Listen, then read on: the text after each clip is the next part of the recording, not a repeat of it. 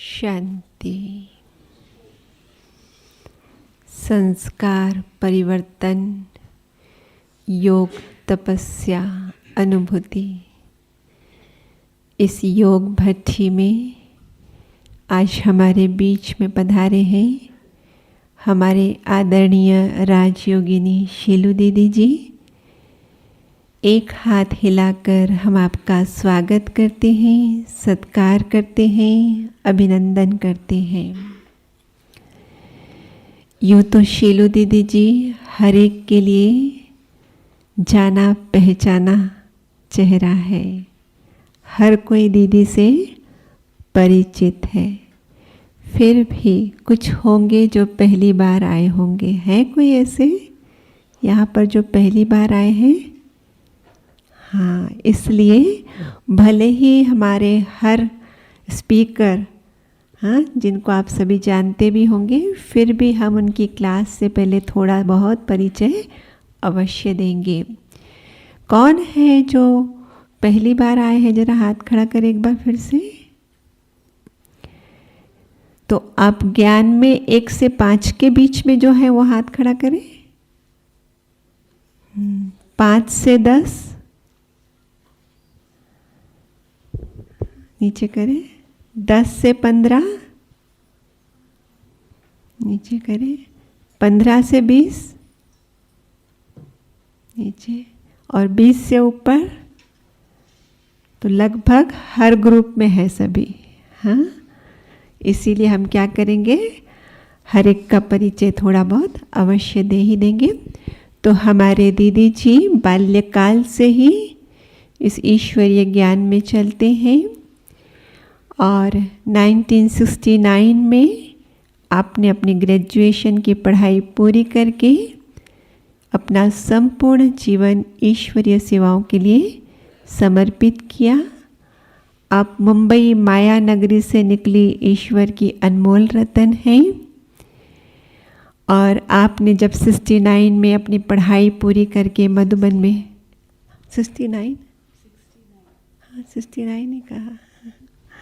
69 में जब पढ़ाई पूरी करके यहाँ पर आपने ट्रेनिंग ली, तो दादियों ने आपको आरंभ में भारत के ही अलग अलग स्थानों पर सेवाओं के लिए भेजा, जैसे कि राजकोट, हैदराबाद, बेंगलोर, और फिर आप नेपाल भी गए।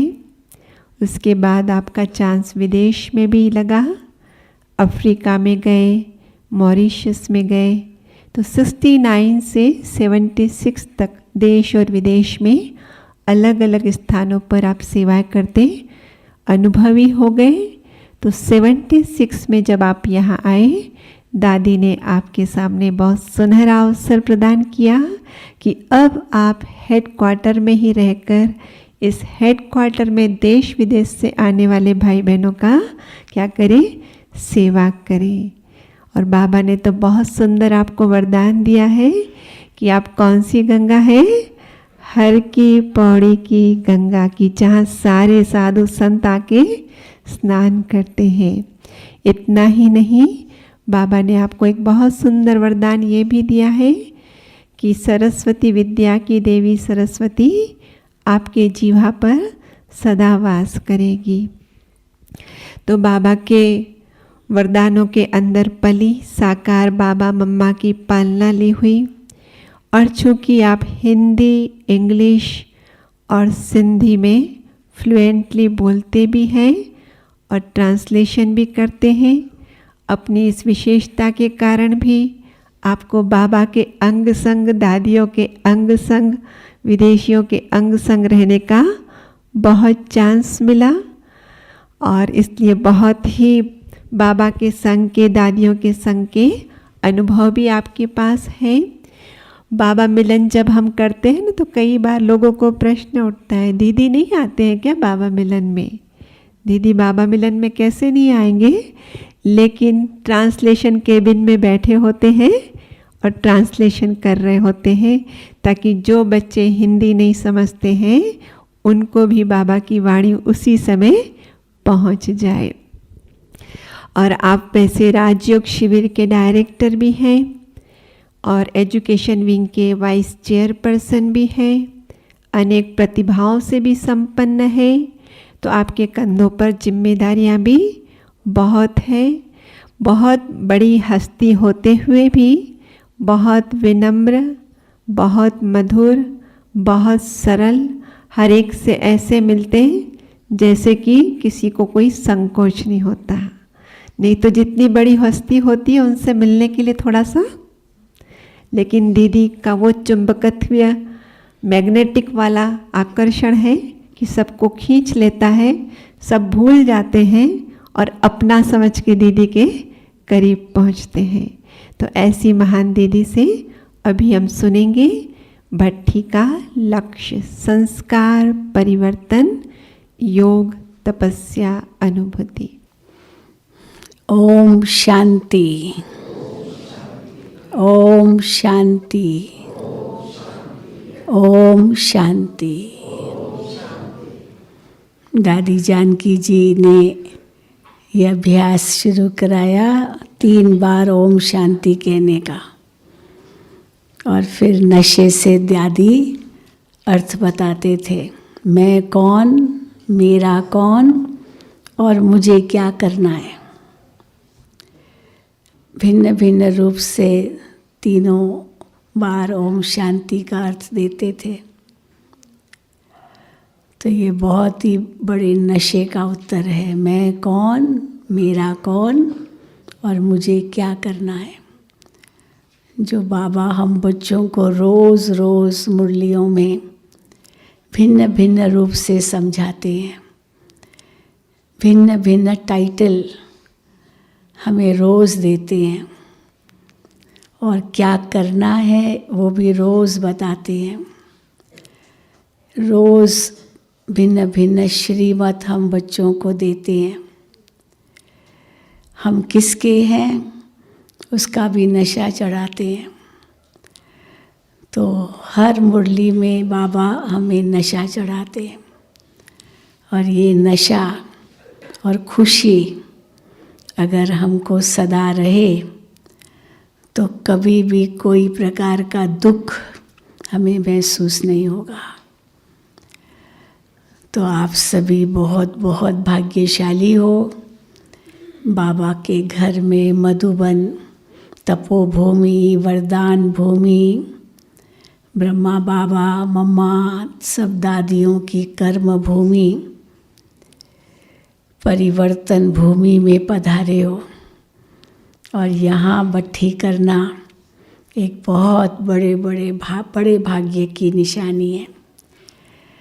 हम कई बार कहते हैं कि लिस्ट में तो औरों के भी नाम होंगे, लेकिन लास्ट मिनट, अंतिम क्षण कोई न कोई कारण बन गया होगा और कईयों का कैंसिल भी हो गया होगा, और कईयों का नाम भी नहीं होता होगा, परंतु उनको कहा गया आपको चलना है, चलो, बस तैयार हो गए और पहुंच गए। सोचा भी नहीं था और बिल्कुल एवर रेडी बन के तैयार हुए और पहुंच गए। तो इसीलिए हम तो यही कहते हैं कि जो यहाँ पहुंच गए वो भाग्यशाली। हाँ, बाकी तो जो नहीं पहुँचे वो फिर और, तो अपने लिए ताली बजाओ। हाँ, ज़रूर ज़रूर।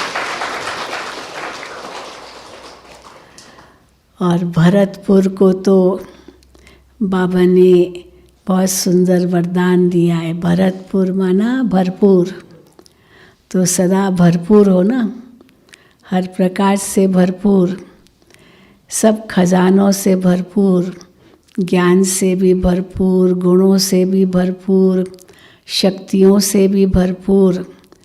तो ऐसे भरपूर हो और सदा भरपूर रहेंगे, यही बाबा की आश रहती है बच्चों के प्रति। और साथ में बड़ौदा से आए हैं, तो तल्लिका बहन भी बहुत ही निकट है। हम उनके सेंटर पर गए थे और बहुत बड़ा प्रोग्राम रखा था तल्लिका बहन ने बड़ौदा में। बाकी भरतपुर नहीं गए हैं। ज़रूर हमारे कविता बहन का निमंत्रण तो बहुत मिलता रहता है। आगरा गए थे तब भी कहा कि आप भरतपुर आ जाइए। अभी यहीं ट्रेन से आते हैं तो भरतपुर तो रास्ते में ही आता है, आप रुक जाइए, यहाँ आ जाइए। तो हम कहते नहीं, अभी नहीं, फिर कभी आएंगे, फिर कभी आएंगे। लेकिन फिर मौका बना ही नहीं। लेकिन हमने वायदा किया है, ज़रूर आएंगे ज़रूर आएंगे। तो जैसे आप सभी बाबा के घर में आए हो बट्ठी करने के लिए, तो अवश्य मुझे विश्वास है कि आप यहाँ से बहुत शक्ति भर के जाएंगे। क्योंकि मधुबन है पावर हाउस, बाबा कहते हैं ना, पावर हाउस से बैटरी चार्ज करते हैं ना, तो अपना मोबाइल चार्ज करते हैं, प्लग डालते हैं, चार्जर साथ में होता है और अपनी बैटरी मोबाइल की चार्ज करते हैं। तो आत्मा भी तो बैटरी है और मधुबन है पावर हाउस। यहाँ का हर कण में शक्ति भरी हुई है। और हमारे ब्रह्मा बाबा मम्मा दादियों ने जो यहाँ तपस्या की है, उसके वाइब्रेशंस तो चारों ओर है ही। इसलिए जैसे ही यहाँ आते हैं तो कुछ अलग ही अनुभव होता है। बाहर जाते हैं तो कुछ साधारण लगता है, लेकिन जैसे ही पांडव भवन में प्रवेश करते हैं तो कुछ अलग ही वातावरण लगता है। तो ऐसे स्थान पर आप सभी आए हो, दुनिया की निगाहों से दूर। और आबू अब्बा का घर वैसे भी मानते हैं, और बाबा ने तो आबू को बहुत वरदान दिया है।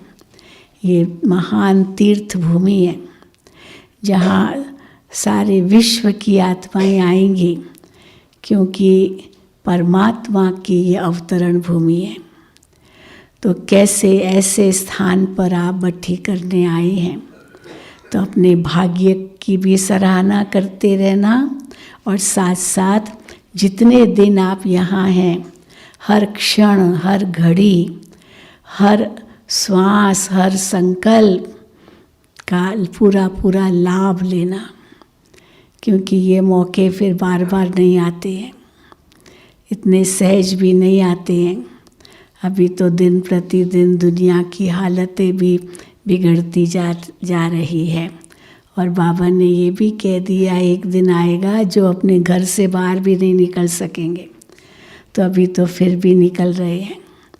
तो इसीलिए बहुत अपने भाग्य की सराहना तो करना ही, लेकिन साथ साथ पूरा फ़ायदा यहाँ रहने से लेना। तो ऐसे स्थान पर भी आए हो, ऐसे वातावरण में आए हो, तो अवश्य मुझे उम्मीद तो क्या पूरा विश्वास है कि आप अवश्य पूरा लाभ लेंगे। तो सुंदर नाम दिया है आपकी बट्ठी, योग तपस्या। आप यहाँ किस लक्ष्य से आए हो? योग तो आप सेंटरों पर भी करते होंगे, जहाँ भी जाते हैं बाबा को याद तो करते ही हैं। चलते फिरते, खाते पीते, उठते बैठते बाबा ही याद रहता है, और कौन है हमारा। लेकिन स्थान का अपना महत्व भी होता है। कल भी बाबा ने कहा ना, कल या परसों की मुरली में, अब दूर दूर जाते हैं मंदिरों में दर्शन करने। अब वही मूर्ति अपने घर में भी रख सकते हैं, तो दूर दूर क्यों जाते हैं? क्योंकि स्थान का महत्व होता है। घर का वातावरण कुछ और होता है, लेकिन उस मंदिर का वातावरण जहाँ 24 घंटे उसी मूर्ति के आगे जो भजन कीर्तन पूजा पाठ चलता रहता है, तो स्थान का महत्व होता है। आप किसी शमशान घाट में चले जाओ, वहाँ तो कितनी एकांत होती होगी। समझो अभी कोई भी डेड बॉडी नहीं है तो एकदम सन्नाटा होता है, लेकिन आप वहाँ थोड़ी देर भी रुकना नहीं चाहेंगे? भले सन्नाटा है, सोचेंगे यहाँ बहुत शांति है, लेकिन शांति क्या है? क्योंकि वाइब्रेशंस तो दुख के होते हैं ना वहाँ। तो वो जो दुख के वाइब्रेशंस होते हैं, प्रकंपन होते हैं, वहाँ पर किसी को पसंद नहीं होता कि हम ज़्यादा समय रहें। परंतु मंदिर में जाते हैं, घंट घड़ियाल भजन कीर्तन सब कुछ चलता रहता है, कितना आवाज़ भी होता है, लेकिन वहाँ अच्छा लगता है। क्यों अच्छा लगता है? इतना आवाज़ है पर क्यों अच्छा लगता है? अच्छा लगता है ना, हाँ लगता है बस यहीं बैठे रहे, भले ये बजता रहे, क्योंकि वहाँ के वाइब्रेशंस तो फिर भी शुद्ध तो होते ही है ना। तो कहाँ शमशान घाट जहाँ बिल्कुल शांति है, लेकिन फिर वो पसंद नहीं, और आवाज़ कितना है मंदिरों में, लेकिन फिर भी वो पसंद है। सब वाइब्रेशंस क्या महत्व है। तो यहाँ के वाइब्रेशंस तो है ही अलग। तो इसलिए इस माहौल में आप रहेंगे तो हम तो यही चाहेंगे कि इसका पूरा पूरा आप लाभ लें। और एक लक्ष्य जो खास इस भट्ठी में आपको रखना ही है, जो आपका विषय भी है भट्ठी का लक्ष्य, संस्कार परिवर्तन। अपनी अंदर ही अंदर चेकिंग, और चेकिंग करके चेंज। बाबा कहते हैं चेक किया पर चेंज नहीं किया तो भी टेंशन हो जाएगा कि इतना मेरे अंदर ये कमज़ोरी है, ये कमज़ोरी है। चेक तो कर रहे हैं, पता है ये कमज़ोरी है, लेकिन चेंज बदलना है, और वो बदलने की शक्ति भी आप में है। सिर्फ क्या करना होता है, एक दृढ़ संकल्प करना होता है, और कुछ नहीं। दूसरों के कहने पर नहीं होगा, लेकिन अपने अंदर से वो दृढ़ संकल्प आए कि मुझे बदलना है। कई आते हैं यहाँ अपना अनुभव सुनाते हैं कि यहाँ आकर के मैंने अपनी कमज़ोरियों को पहचाना, और मैंने ये दृढ़ संकल्प किया है कि अब हम सब यहाँ छोड़ के जा रहे हैं, और एकदम एक नया जन्म, नया जीवन अनुभव करके जा रहे हैं। तो नए नए आते हैं वो भी। अभी 2 दिन पहले ही आसाम से एक परिवार आया था। तो माँ बेटी तो ज्ञान में चलती है, लेकिन पति नहीं चलता। माँ और पत्नी और बेटी को सेंटर पर गाड़ी में छोड़ के चला जाता था, पर खुद कभी सेंटर के अंदर नहीं आया। तो बहुत कहती थी उनकी वाइफ भी, आप चलो तो सही सेंटर पर, आपकी सेवा करता हूँ, आपको छोड़ के जाता हूँ। तो फिर लेने भी आता, लेकिन अंदर कभी प्रवेश नहीं किया सेंटर। चलो, तो माउंट आबू में उनको लेकर के आई, और यहाँ प्रवेश करते ही उनको जो अनुभव हुआ वो तो अविस्मरणीय कह रहा था। और क्लासेस भी किए, थोड़ा अलग से उनके साथ बैठे थे।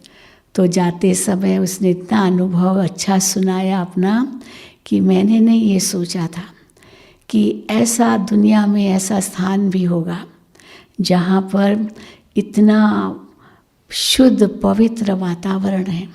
क्योंकि दुनिया का हाल तो अब देख ही रहे हैं, डर ही डर है सब जगह। और मैंने अपने अंदर की जो कमज़ोरियां हैं वो भी महसूस की, और हमने दृढ़ संकल्प भी किया। क्योंकि जब उसको डायरी पेन दे रहे थे तो हमने कहा कोई पन्ना खोलो। डायरी में तो बाबा के कई स्लोगन्स है ऊपर और नीचे। क्योंकि थोड़ा अच्छा तो लगा, लेकिन मैंने कहा कि वहाँ जाकर आपको सेंटर पर जाना है। तो कहा अच्छा देखूँगा। मैंने कहा नहीं, आपको दृढ़ संकल्प करना है, यहाँ ही दृढ़ संकल्प करना है।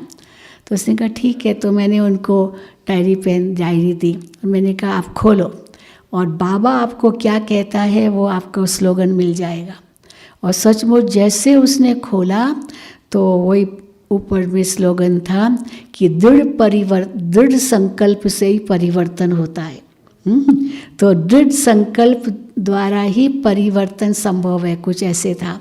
तो मैंने कहा देखो बाबा ने आपको ये कहा दृढ़ संकल्प करो, तो यहाँ से दृढ़ संकल्प करके जाओ। और सचमुच उसने उसी समय कहा मैं दृढ़ संकल्प करता हूँ कि मैं अभी रोज़ सेंटर पर जाऊँगा। तो इतना परिवर्तन हो गया। तो कई बाबा कहते हैं ना, माताएं भों भों करके अपने पति को ले आती है, और फिर वो पति क्या कहता है, मेरी स्त्री मेरा गुरु बन गई जो हमको मार्ग दिखाया। तो इसीलिए कहता था कि मैं जानता हूँ मेरे अंदर ये कमज़ोरियाँ हैं, लेकिन मैंने कभी ये नहीं सोचा मुझे बदलना भी है। ठीक है हूँ ना मैं कमज़ोर, क्योंकि दुनिया में मान्यता है ना कि भूले करना ये तो मनुष्य का धर्म है और क्षमा करना ये भगवान का धर्म है। तो इसका मतलब हम भूले करते रहे और भगवान हमको क्षमा करता रहे। तो हमारा काम है भूले करते रहना और भगवान का काम है क्षमा करते रहना। हमारा काम है विकारों में फंसना और भगवान का काम है हमारे विकार मिटाना, है ना। आरती में भी क्या कहते हैं, विषय विकार मिटाओ पाप हरो देवा। तो ये भगवान को काम दिया हरने का, मिटाने का, और खुद को काम दिया करने का। ऐसे ही है ना दुनिया में, तो यही है। लेकिन जब हम बाबा के बच्चे बनते हैं तो बाबा हमें रियलाइज़ कराते हैं कि ये कितनी कमज़ोरियाँ हैं और लक्ष्य कितना ऊंचा देते हैं हमें। तो सबसे पहले जब बाबा के बने तो क्या लक्ष्य मिला, तुम ये देवता थे लक्ष्मी नारायण। तो जैसे ये लक्ष्य मिला तो हमें तो क्या महसूस हुआ, अरे हम ही ये थे। कभी सोचा था भक्ति में हम ही ये थे। लेकिन फिर बाबा ने आगे लक्ष्य दिया कि देवता बनने से पहले तो घर जाना है। तो घर जाना है तो जिस संपूर्ण रूप से आए थे उसी संपूर्ण रूप में फिर जाना है। जैसे आए थे वैसे ही जाना है। तो इसीलिए संपूर्ण बनना है। परंतु फिर लक्ष्य मिला कि संपूर्ण बनने से पहले तो फरिश्ता बनना है। फरिश्ते बन के उड़ेंगे तब तो संपूर्ण कहलाएंगे। और फरिश्ता किसको कहा जाता है, जिनका फर्श से कोई रिश्ता नहीं, हड्डी मांस का शरीर नहीं। तो हड्डी मांस का शरीर नहीं तो अशरीरी बनना है। अशरीरी जितना बनते जाएंगे उसके लिए हड्डियाँ जितनी सेवा में लगाएंगे अशरीरी बनते जाएंगे, फरिश्ता स्थिति आती जाएगी। फिर उसके लिए फिर बाबा ने कहा क्या लक्ष्य दिया, बाप समान बनना है। कदम कदम बाप ने जो कदम उठाया उस कदम पर चलना है। फिर बाबा उस समय फिर क्या कहते हैं कि जो भी कदम उठाओ पहले ये सोचो, ब्रह्मा बाबा की ऐसी सोच होगी। जो शब्द बोलो ब्रह्मा बाबा के ऐसे बोल होंगे। जो कर्म करो पहले ये सोचो ब्रह्मा बाबा के ऐसे कर्म होंगे। अगर ब्रह्मा बाबा की ऐसी सोच नहीं होगी, ऐसे बोल नहीं होंगे, ऐसे कर्म नहीं होंगे तो मुझे भी नहीं करना है। क्यों? क्योंकि मुझे क्या बनना है, बाप समान बनना है। तो बाप समान बनने के लिए पूरा पूरा फॉलो करना है। बाबा के कदमों पर कदम रखना है।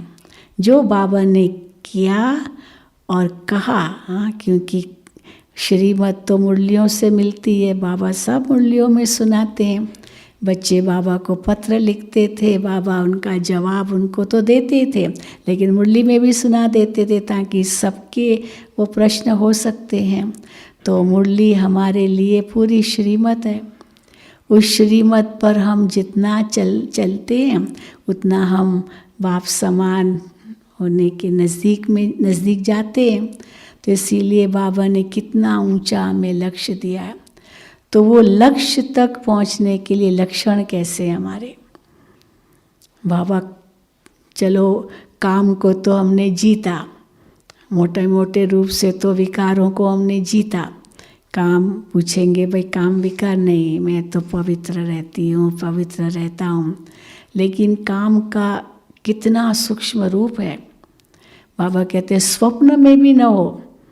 ये स्वप्न में भी न होना यही सच्चा ब्रह्मचर्य है। तो केवल मैं ब्रह्मचर्य में रहता हूँ इतना ही नहीं। हाँ, लक्ष्य मिला है कि जब तक पवित्र नहीं बने तब तक देवता कैसे बनेंगे, देवता ही तो पवित्र है। तो लक्ष्य मिल गया, पर कितनी मेरी पवित्रता है, जितनी देवताओं की है उतनी है, जो स्वप्न में भी नहीं हो। पहले तो बाबा कहते थे चलो संकल्प में कुछ बात ऐसे आते तो कोई बात नहीं, कर्म में मत लाओ। लेकिन धीरे धीरे बाबा हमको उससे ऊंचा उठाते गए कि संकल्प में भी नहीं आए, फिर और भी उनसे सूक्ष्म स्वप्न में भी नहीं आए। चलो संकल्प भी फिर भी हमारे हाथ में, हम क्या सोच रहे हैं नहीं सोचना है, पर स्वप्न तो हमारे हाथ में नहीं है। वो तो जो अंदर का संस्कार होगा ना वो इमर्ज होता है स्वप्न में, पता भी नहीं चलता है, और फिर लगता है क्या ऐसे भी होता है क्या।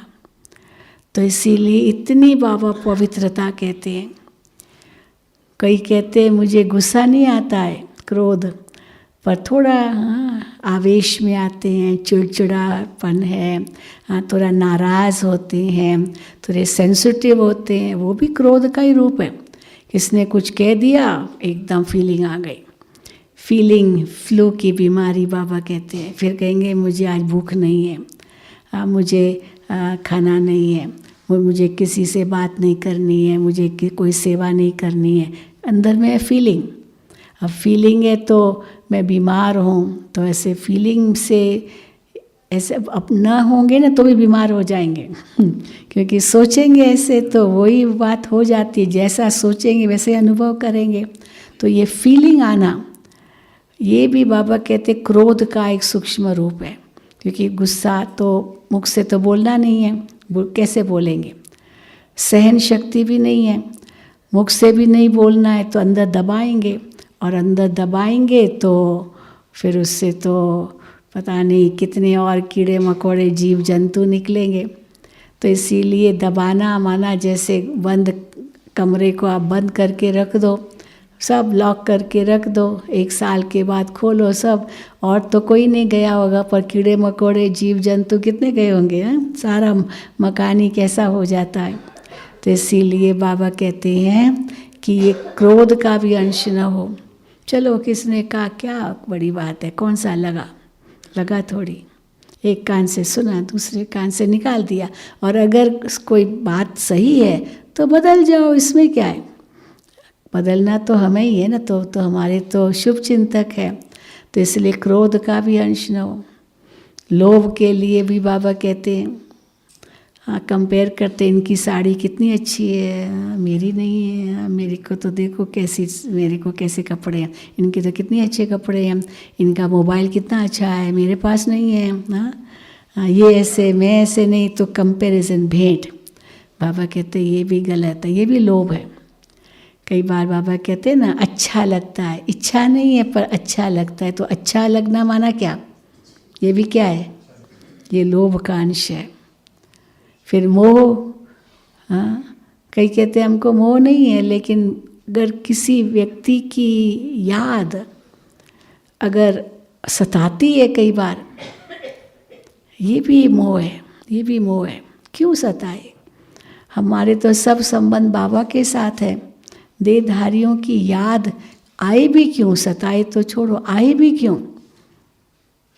हमने तो बाबा को अपना जीवन दिया है, बाबा से ही मेरे सर्व संबंध है, तो और कोई याद आए क्यों। कई बार होता है हम याद नहीं करते तो परंतु वो याद करते हैं, तो वो याद तो पहुंचती है तो मन तो जाता है। इसका मतलब अभी तक कोई हिसाब किताब है, तो अभी तक कोई हिसाब किताब है माना मन जाएगा। तो ये भी मोह का एक अंश है। आप मोए मर गई दुनिया, बाबा कहते हैं। हम मर गए तो जो मर जाता है उसके लिए दुनिया ही मर गई ना, तो नया जन्म लिया है, मरजीवा जन्म लिया है। तो ये सब छोटे छोटे संस्कार भी मन को परेशान कर लेते हैं। और कई बार अहंकार, चलो अहंकार नहीं है परंतु थोड़ा रोब है, ये भी अहंकार का रूप है। रोब है, थोड़ा जोर से बोलना किसी को, ये भी अहंकार का रूप है। हम साकार बाबा को देखते थे, कितने निर्माण। हमने तो दादी को देखा, बड़ी दादी, कोई उनके सामने आया इतना गुस्सा, दादी चुप चुप बिल्कुल चुप, और बोलता गया जो भी। और उसके बाद दादी ने कहा जो साथ में बहन थी, जाओ इनके लिए पानी ले आओ, इनके लिए पानी ले आओ, क्योंकि मुंह तो सूख जाता है ना कितना बोलेगा। फिर ठीक है, हाँ तबीयत ठीक है आपकी, ठीक है। तो अब वो व्यक्ति कैसा हो जाएगा, पिघल जाएगा। तो इसलिए क्योंकि आखिर तो बड़ा हृदय, बड़ा दिल जो दादी जी का था, बाबा मम्मा का सबका देखा, दादियों का देखा, तो सचमुच हम देखते हैं कि कैसे इन्होंने संपूर्णता को प्राप्त किया, ऐसे ही नहीं प्राप्त किया। तो हमें भी इन जैसा बनना है, इनके कदमों पर चलना है, और भगवान नई दुनिया स्थापन कर रहे हैं। रोज़ बाबा हमें कहते हैं कि तुम बच्चों की जिम्मेदारी है। आज भी बाबा ने कहा कि बच्चे तुम तैयार नहीं हुए हो। कल की मुरली भी थी ना, पर्दा खुलने पर है पर कहीं अटका हुआ है। विनाश तो पूरा तैयार है, सब बॉम्ब्स तैयार हैं, परंतु क्यों नहीं हो रहा है विनाश? किसके लिए रुका हुआ है? किसके लिए? हाँ बोलो, हमारे लिए। हम अभी तैयार नहीं हैं। पर्दा कैसे खुलेगा? एक्टर्स तैयार ही नहीं है। एक्टर्स तैयार जब तक हो तब तक तो पर्दा नहीं खुलेगा ना। चलो तैयार भी हो जाते फिर भी पर्दा अटक जाता है, नहीं खुलता है। क्यों? क्योंकि अभी थोड़ी तो है कुछ और बाकी तैयारी।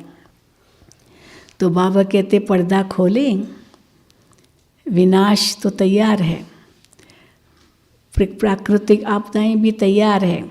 आपको मालूम होगा कल परसों कितना बड़ा वो प्राकृतिक आपदा आई, जो उत्तराखंड में जो ग्लेशियर्स हैं, इतने बर्फ़ के पहाड़ हैं, तो कभी नहीं आज तक ऐसे हुआ। तो पूरा बर्फ़ का पहाड़ टूट गया, पूरा पहाड़। वो अलकनंदा, वो अलकगंगा, वो वहाँ नदी है उत्तराखंड में, तो वो वहाँ पर वो पूरी की इतनी बाढ़ आ गई। वहाँ पर बांध बना रहे थे, इतने मज़दूर वहाँ काम कर रहे थे, सब के सब बह गए। इतना बड़ा कांड हुआ। और क्यों कहते हैं क्यों हुआ? क्योंकि ग्लोबल वार्मिंग, दिन प्रतिदिन गर्मी धरती की बढ़ती जा रही है, तो ये सारे जो भी बर्फ़ के पहाड़ हैं हिमालय के भी, वो पिघलते जा रहे हैं, पिघलते जा रहे हैं। और वो क्या करेंगे? वो पिघलेंगे तो सागर का जल स्तर बढ़ेगा, और सागर का जल स्तर बढ़ेगा तो क्या होगा? जो सागर के किनारे शहर है वो तो पानी में जाएंगे। तो इसलिए बाबा कई बार कहते मुंबई तो रहेगी नहीं, क्योंकि सागर के किनारे है सब कुछ। तो जो भी सागर के किनारे शहर होंगे वो तो सब पानी में जाएंगे। और कितना विस्तार कर दिया है मुंबई का, पूरा क्या मुंबई थी, और पानी सुखा करके सागर को सुखा के धरती बनाई है। वो सागर अपना जल अपनी धरती ले लेगा वापस। तो पांचों तत्वों का कहर तो वो तो मचना ही है। कुछ न कुछ क्या नहीं हो रहा है। अभी आज ही न्यूज़ सुनी, बर्मा में बाबा का बहुत सुंदर सेंटर है रंगून में, तो वहाँ पर मिलिट्री का राज्य आ रहा है, और कहाँ वहाँ पर बौद्ध भिक्षु, तो उनके साथ पुलिस का बौद्ध भिक्षु धर्म सत्ता और के साथ ऐसे धर्म युद्ध जैसे, मतलब वो युद्ध जैसे हो गया, क्योंकि मिलिट्री का राज आ गया और बाबा का सेंटर बिल्कुल उसके सामने हुआ। तो हमने कहा कि बहनें तो सुरक्षित है ना, तो क्या बहनें तो हम तो बाहर गए ही नहीं, पर जो बाहर लड़ेंगे तो उनको तो होगा। इतनी सारी पुलिस आ गई, आर्मी आ गई, पता नहीं क्या हो रहा है वहाँ। अब ये भारत में भी देखो धीरे धीरे कुछ न कुछ हो ही रहा है। तो ऐसा जो समय आ रहा है, बाबा कहते हैं बच्चे समय बहुत कम है, समय बहुत कम है, पर बच्चे अभी तैयार नहीं हुए, इसलिए विनाश रुका हुआ है। विनाश ज्वाला प्रज्वलित यहीं से होनी है। तो इसीलिए हम कितने तैयार हैं, हम अपने आप से पूछे। ये भी जो हमें मौका मिला है ये शायद दोबारा न मिले। सचमुच हम इतना दादियों की पालना ले चुके थे, मालूम था दादियाँ चली जाएगी। जब यज्ञ में थे तो बाबा कहते थे बच्चे साथ रहेंगे साथ चलेंगे। तो बच्चों ने क्या समझ लिया, साथ रहेंगे साथ चलेंगे माना हाँ ऐसे ही रहेंगे, ऐसे ही भट्ठी रहेगी और सब साथ में जाएंगे, पर पहले संपूर्ण बनते जाएंगे, जाते जाएंगे, एडवांस पार्टी बनेगी, ये तो कुछ पता ही नहीं था। बस यही सोचा था साथ ही रहेंगे, यही नहीं मालूम था कि हम कोई फिर इतनी सेवाएं करेंगे, वो भी नहीं पता था। पर कैसे भगवान ने इतना बड़ा कार्य कराया तो वो हम देख रहे हैं। तो विनाश से पहले हम तैयार हो जाएं। अंतिम पेपर एक ही होगा बस। कौन सा होगा अंतिम पेपर? कौन सा होगा अंतिम पेपर? हाँ, अशरीरी। बस देह से देह के सब संबंधों को भूल केवल एक की याद, बिल्कुल अशरीरी, वो अंतिम पेपर होगा। और उसमें केवल एक ही क्वेश्चन, और वो भी ऐसा क्वेश्चन 1 सेकंड का, हाँ और ना, हो ना, ऑब्जेक्टिव क्वेश्चंस होते हैं ना परीक्षा में, हाँ या ना, वो भरना होता है। तो अशरीरी हुए या नहीं हुए, कोई देहधारी की याद आई या बाबा की ही केवल याद आई, वो हमारा अंतिम क्वेश्चन होगा। पर उसके लिए बहुत काल का अभ्यास चाहिए, बहुत काल का अभ्यास। और बहुत काल का अभ्यास होगा तभी एवर रेडी बन सकेंगे। परीक्षा कभी भी आए तैयार है, क्योंकि परीक्षा तो अचानक आनी है, अचानक आनी है। वो जो परीक्षाएं होती है उसमें क्वेश्चन पेपर क्या होगा वो पता नहीं होता है, पर समय स्थान वो सब निर्धारित होता है पहले से, और पता होता है स्थान पर इस इतने टाइम का ये क्वेश्चन पेपर है या ये जो भी है, परंतु क्वेश्चन क्या है वो पता नहीं, प्रश्न क्या मिलेंगे वो पता नहीं परीक्षा के पेपर में। और यहाँ बाबा कहते बाकी प्रश्न क्या है वो पता है, लेकिन वो कब आएगा, कहाँ आएगा, कैसी परिस्थिति में आएगा, तो ये सब पता नहीं। इसलिए हर वक्त तैयार होना है, हर वक्त तैयारी चाहिए। कई बार कई अनुभव सुनाते, अभी मेरे साथ बात ही कर रहा था, हम लोग बातें कर रहे थे और अचानक ओम शांति, अचानक तो जो आत्मा चली गई होगी उसको भी नहीं पता चला होगा कि मैं जा रही हूँ, उसको भी नहीं पता चला होगा, अचानक। तो आश्चर्य खाते, अरे अभी भी तो बात ही कर रहा था। तो ये सब अचानक होना है। मुझे भी अपना अनुभव याद है, हमारा भी बहुत बड़ा एक्सीडेंट हुआ था, पर कैसे सब बच गए, बाबा ने कैसे बचाया, वो भी एक बहुत बड़ी लंबी कहानी है। लेकिन मैं अंदर गाड़ी में थी, मैं साइड में बैठी थी और मेरे पास में एक पतली सी बहन थी और उससे साइड एक मोटी सी औरत थी। तो ऐसे मतलब जो ब्रेक लगाने की कोशिश की पर ब्रेक लगी नहीं, मुड़ गई। इतना ज़बरदस्त हादसा वो उस समय हुआ और गाड़ी मुड़ गई। अब आगे पिलर था, वो पिलर को जाके टकराती गाड़ी तो ओम शांति। फिर उसके पहले खाई थी, वो खाई में जाकर गिरती तो भी ओम शांति। हाँ, बहुत कुछ हो जाता था। लेकिन उसी समय मुझे याद है कि मैंने कहा बाबा मैं आपके पास आ रही हूँ बस। और 1 सेकंड के लिए तो बिल्कुल ऐसे लगा जैसे कि वो शरीर छूट गया, ऐसे लगा भी। और बस एकदम और कोई याद नहीं। और फिर थोड़ी देर के उसी समय क्या हुआ, जो पतली थी वो तो नीचे गिर गई, माना गाड़ी में वो सीट के नीचे, और जो मोटी थी वो मेरे ऊपर आकर गिरी क्योंकि तो और हमने इसको पकड़ के रखा था। लेकिन मैं अंदर में ये देखा इतनी परीक्षा, वो मेरे पर गिरी, लेकिन बस बाबा हम आ रहे हैं, बस तैयार है। और फिर थोड़ी देर के बाद देखा तो हम तो जिंदा है कुछ भी नहीं हुआ, एक खरोच भी नहीं आई, आप सोचो। और गाड़ी एकदम कैसे व्हील निकल गया, पता नहीं क्या क्या हुआ। और कहाँ कैसे वो क्या हुआ, वहाँ झाड़ियाँ थी, वो झाड़ियों में जा कर के गाड़ी टेढ़ी हो गई, बस हो गया। और बिल्कुल जैसे मक्खन से बाल बाबा ने गोद में उठा लिया, ऐसे अनुभव हुआ। हाँ, सेवा करनी होगी ना, नहीं तो क्या होता। तो ये परीक्षा तो कभी भी आ सकती है। तो इसीलिए बाबा कहते हैं सब कुछ अचानक होगा, अचानक। तो अचानक का खेल तो अभी और भी होने वाला है, पर उसके लिए एवर रेडी रहना है। और एवर रेडी रहने के लिए बहुत काल का अभ्यास। उस दिन भी जो बाबा की अव्यक्त मुरली चली थी, ये 3 बातें बाबा ने कही। तो क्या करेंगे, अभी आपको मौका मिला है ये 3 दिन, इतना आप यहाँ पर पूरा लाभ लो। अपने मोबाइल सब स्विच ऑफ। आज रात को घर में आप फ़ोन कर देना कि मैं आराम से पहुँच गई, अभी मुझे 3 दिन कोई फ़ोन नहीं करे।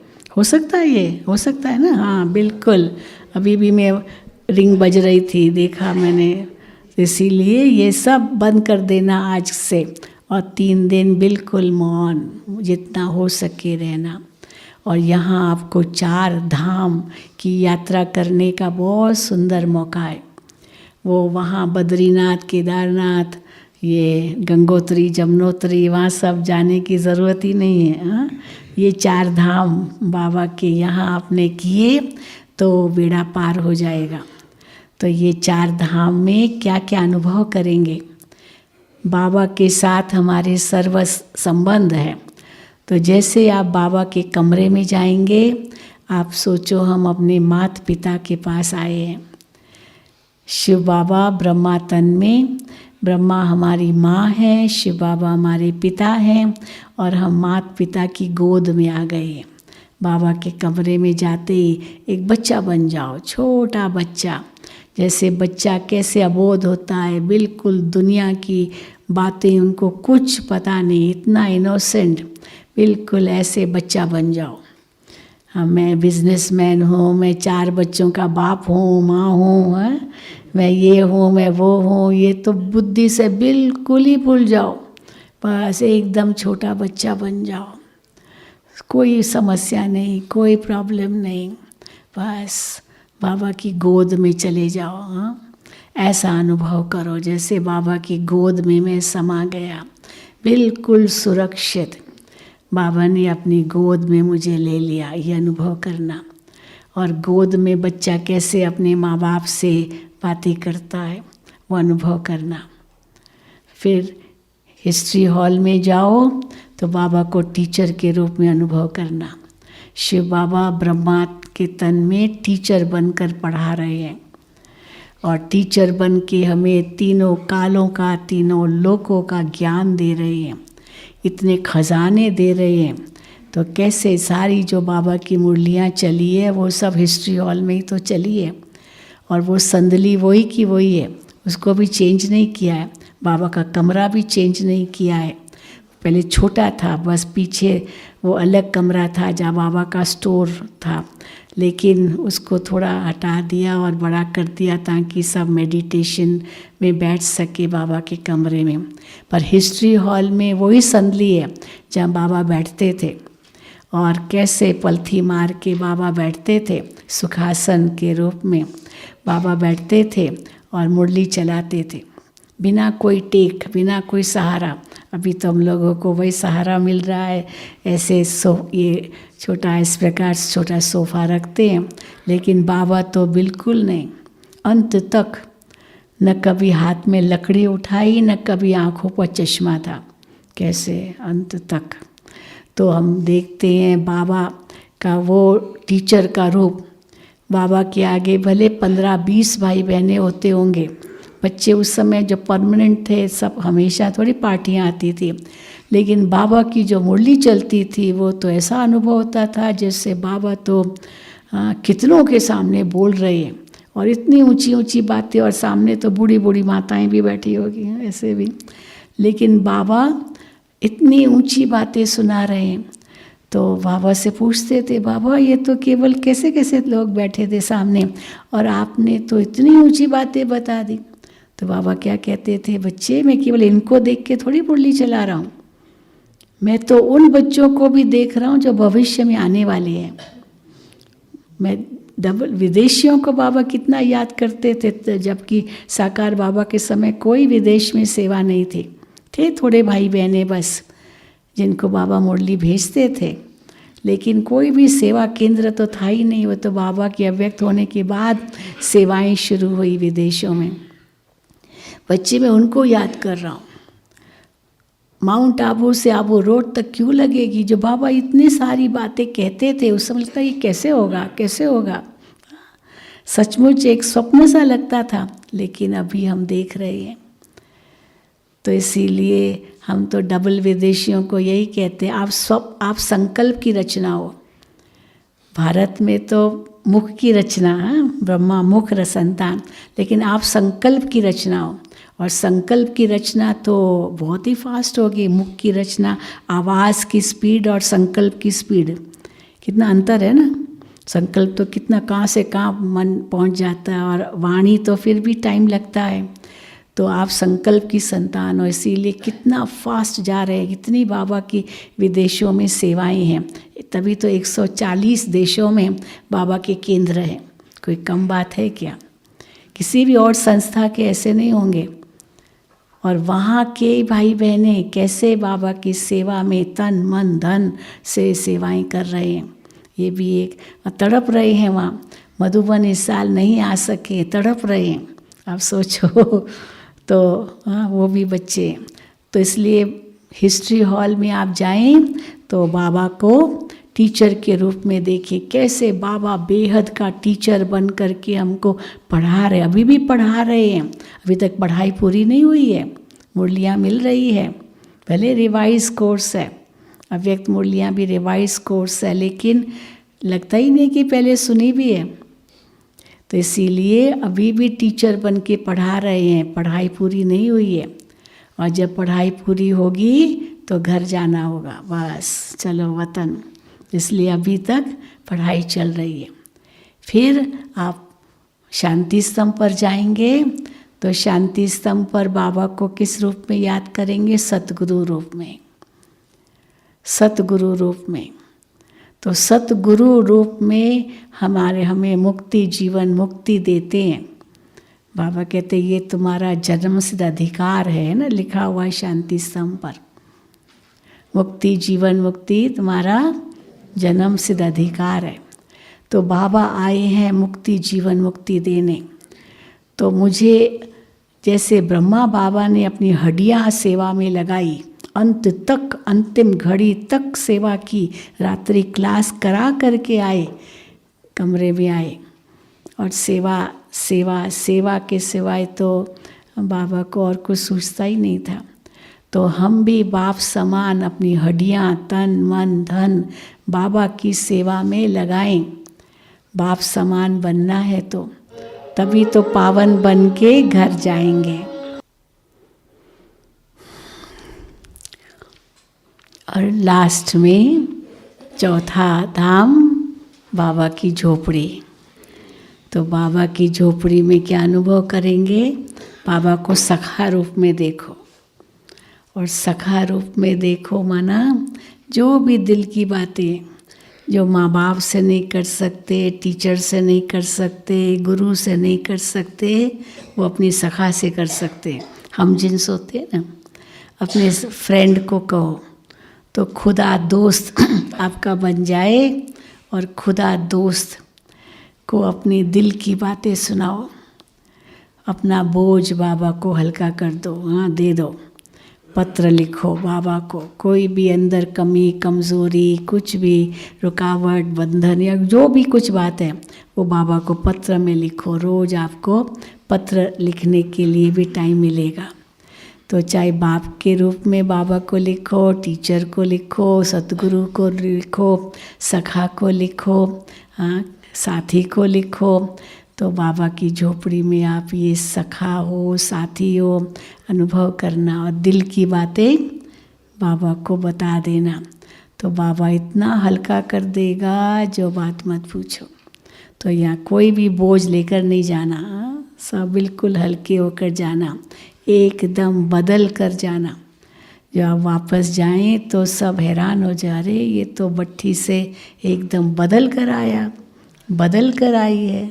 हाँ ऐसा जलवा दिखाना है, दिखाएंगे दिखाएंगे। जो समस्या दिखाएंगे हाथ उठाओ।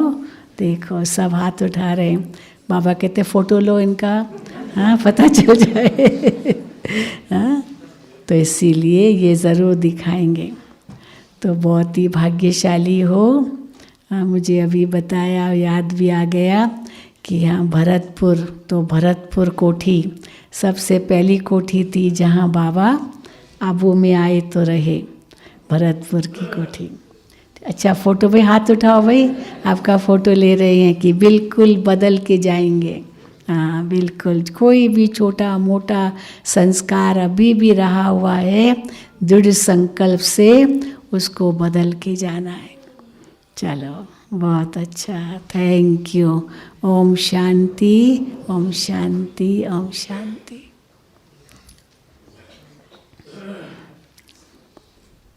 ओम शांति। तो बहुत सुंदर मार्गदर्शन के लिए दीदी का हम धन्यवाद करते हैं, एक हाथ हिलाकर। धन्यवाद, आभार, शुक्रिया।